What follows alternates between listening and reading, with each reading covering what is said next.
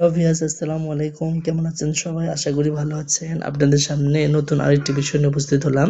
বিষয়টা হচ্ছে চিন্তায় শিক্ষা উপদেষ্টা। চলুন এ বিষয়ে বিস্তারিত জেনে নেওয়া যাক। রাজধানীর বিভিন্ন শিক্ষা প্রতিষ্ঠান ঘিরে গত কয়েকদিন থেকে একের পর এক আন্দোলন, সংঘাত ও নৈরাজ্যের পাশাপাশি দাবি আদায়ের আন্দোলন নিয়ে বিভিন্ন গোষ্ঠীর অবরোধের মতো বিক্ষোভ কর্মসূচির সমাধান কিভাবে হবে তা নিয়ে অসহায়তা প্রকাশ করেছে শিক্ষা উপদেষ্টা ওয়াহিদুদ্দীন মাহমুদ। তিনি বলেন, এগুলো সমাধান কি করে হবে? আমি তো একলা এগুলো সমাধান করতে পারছি না। নগরীতে বিভিন্ন ধরনের আন্দোলন ঘিরে আতঙ্কজনক পরিস্থিতি তৈরি হওয়ার কথা তুলে ধরে এ নিয়ে সরকারের পদক্ষেপের বিষয়ে জানতে চাইলে তিনি এমন মন্তব্য করেন।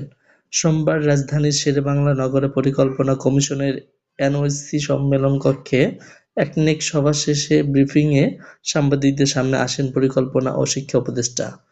এ বিষয়ক প্রশ্নের জবাবে তিনি বলেন, অনেকবার বলা হয়েছে যে শুধু শিক্ষার্থী না, শ্রমিকরা, শিক্ষার্থীরা, শিক্ষকদের নানা প্রতিষ্ঠান সংগঠন ঢাকা শহরে তো শুধু শিক্ষার্থীদের না, অনেক সংগঠন বহু সংগঠনগুলো আন্দোলন চালাচ্ছে, রাস্তার পাশে দেখা যাচ্ছে, কখনো রাস্তা অবরোধ করছে।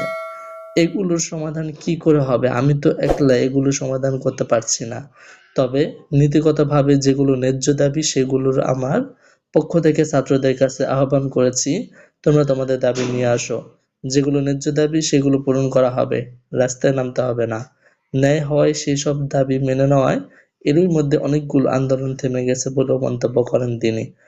এর ব্যাখ্যায় তিনি বলেন, কারণ আমি বলেছি এগুলো ন্যায্য দাবি এবং এগুলো আন্দোলন ন্যায্য।